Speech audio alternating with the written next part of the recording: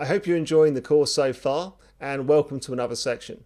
In this section, I'm going to take you through some of the more advanced options around VPC connectivity.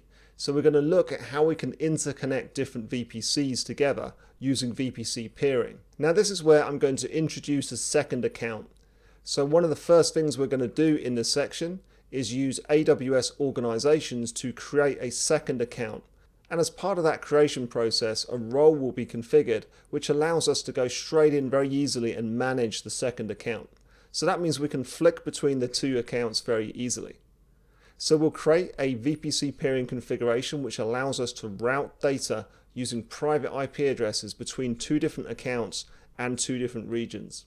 We're also going to look at VPC endpoints, and we're going to have some hands-on for VPC endpoints as well. Now that's a way that you can connect to AWS public services but using private IP addresses. And lastly, I'm going to cover Amazon Route 53.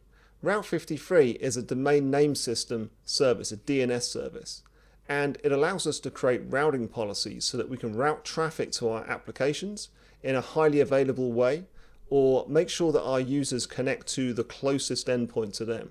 So it's got a bit of intelligence built in. So lots of interesting stuff happening. Hope you enjoy it, and I'll see you in the next lesson.